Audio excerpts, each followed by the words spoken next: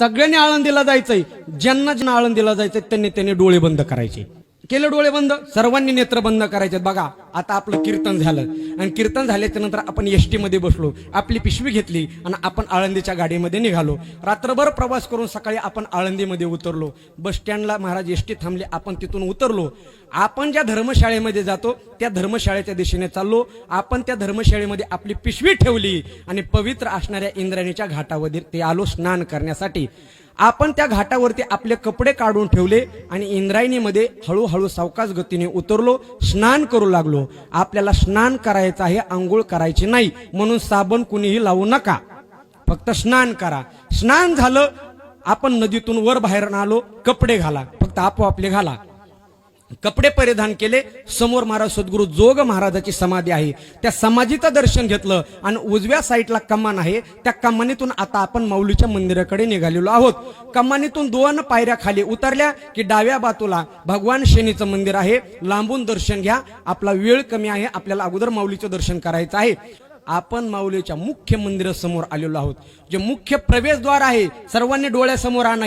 सर्वांनी आपण मुख्य माऊलीच्या मंदिरासमोर आलोत. समोर आल्याच्या नंतर अगोदर माऊलींना नमस्कार करा आणि मग महाराज पहिली पायरी आहे ती हैबत बाबाची पायरी आहे. त्या पायरी कोणी पाय देऊ नका, कारण अजूनही आळंदीचे आमचे गुरुवर्य कोणी पाय देत नाहीत. आता का पाय देत नाहीत ते नंतर सांगन, पण अगोदर दर्शन करून घ्या. दुसऱ्या पायरीवरती पाय देऊन आपण माऊलीच्या मंदिरामध्ये प्रवेश केलेला आहे. बघा मंदिरामध्ये आल्याच्या नंतर समोर एक चांदीचं कासव आहे. त्या कासवाच्या समोर माऊलीला साष्टांग दंडवत घालायचा आहे.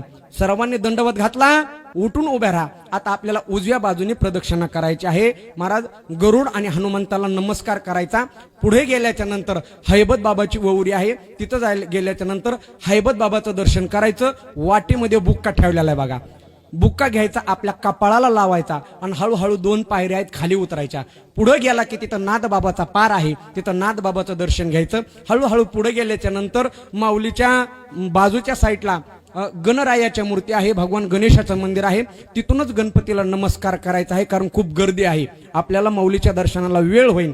हळूहळू पुढे गेल्याच्या नंतर आता आपण माऊलीच्या मंदिराच्या पाठीमागे आलेलो आहोत. तिथं सुंदर असं मुक्ताईचं मंदिर आहे.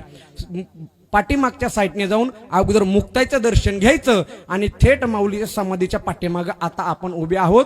तिथून माऊलीचं अभिषेक झालेलं दूध पडत आहे, ते दूध हातामध्ये घ्यायचं आणि प्राशन करायचं, कारण सद्गुरू जोग महाराजांनी ते माऊलीचं तीर्थ घेऊन प्राण ठेवलेला आहे. एवढी मोठी ताकद आहे महाराज. तीर्थ घेतल्याच्या नंतर तिथं हळूहळू अगोदर भगवान शंकराच्या मंदिराकडे, सिद्धेश्वराच्या मंदिराकडे आपल्याला निघायचं आहे. अगोदर भगवान सिद्धेश्वराच्या दारामध्ये समोर नंदी आहे, त्या नंदीचं दर्शन घ्यायचं, कारण त्या नंदीच्या खालूनच माऊलीला समाधीची वाट सापडलेली आहे. घेतलं नंदीचं दर्शन, नंदीचं दर्शन घ्यायचं आहे. हळूहळू सिद्धेश्वराचं दर्शन घ्यायचं, गर्दी करू नका, सावकाश दर्शन घ्या. दर्शन घेतल्याच्या नंतर रिवर्सने 2 पावलं पाठीमागे यायचं आणि 2 मिनिट तिथं सिद्धेश्वराच्या मंदिराजवळ बसायचं आहे. बसलात का? आणि उठा आता, बाकीच्याला बसू द्या, बाहेर निघायचंय. सिद्धेश्वराच्या बाहेर आलात की एक पिंपळ आहे, त्याला एक प्रदक्षिणा घालायची आणि आता आपल्याला सर्वांना आजान वृक्षाच्या बागेमध्ये जायचं आहे. ती बाग चढता वेळेस समोर देवळीमध्ये हनुमानरायाची सुंदर मूर्ती आहे, तिथूनच नमस्कार करायचा. 3 पायऱ्या चढून आता आपण आजान वृक्षाच्या बागेमध्ये आलेलो आहोत. आजान वृक्षाचं दर्शन घ्यायचं आहे आणि त्या ठिकाणी फरचीवरती ज्ञानेश्वरी कोरलेली आहे बघा. 2-3 वाव्या वाचा. त्या ठिकाणी अनेक भावी भक्त ज्ञानेश्वरी पारण्याला बसलेले आहे, त्यांचं दर्शन घ्या आणि 2 पायऱ्या खाली उतरा. खाली उतरल्याबरोबर उजव्या बाजूला विठ्ठल रुक्मिणीची सुंदर अशी मूर्ती आहे, त्यांचं दर्शन घ्या. आणि त्या मूर्तीच्या समोर 2 पालख्या आहेत. एक पालखी आहे गुरुवाराची, म्हणजे गुरुवारी जीची फेरी असते ती पालखी, आणि एक पालखी आहे आषाढी वारीची.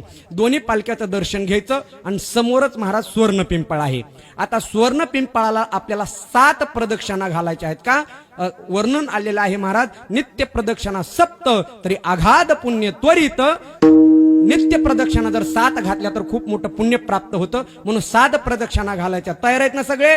चला, 1 2 3 4 5 6 आणि 7 झाल्या सगळ्याच्या. डोळे उघडू नका. 7 प्रदक्षिणा झाल्या आणि आता आपण 2 पायऱ्या खाली उतरून ज्या ठिकाणी पहिल्यांदा प्रदक्षिणा चालू केली त्या चांदीच्या कासवाजवळ आलेलो आहोत बघा. आता तिथून आपल्याला माऊलीच्या मंदिरामध्ये समोरून प्रवेश करायचा आहे. असं समजा आता अजिबात गर्दी नाही, फक्त तुम्ही 4-5 जण आहोत, अजिबात गर्दी नाही असा भास मानायचा आहे. आतमध्ये गेलात की तिथे एक विना मंडप आहे बघा. महाराज समोर वेद ठेवलेला आहे, वेदाचं दर्शन घ्यायचं. उजव्या बाजूला महाराज नित्य पहारेकरी आहेत, नारद मुनी पहारा करत आहेत, त्यांचं दर्शन घ्यायचं आणि आतमध्ये प्रवेश करायचा आहे. आतमध्ये पंखा मंडप आहे. आता तुम्ही माऊलीच्या समाधीच्या जवळ आलेला आहात. हळूहळू तुम्ही आतमध्ये जात आहात बघा.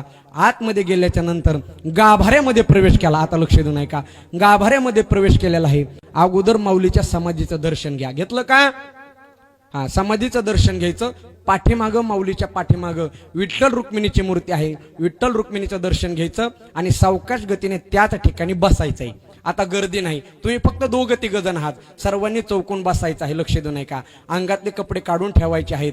एक उपरणं घ्यायचं आहे अंगावरती आणि अगोदर माऊलीच्या समाधीवरचे फुलं हार जे असतील ते सर्व काही बाजूला काढून ठेवा आणि बरोबर आणलेलं साहित्य महाराज पिशवीतून बाहेर काढा.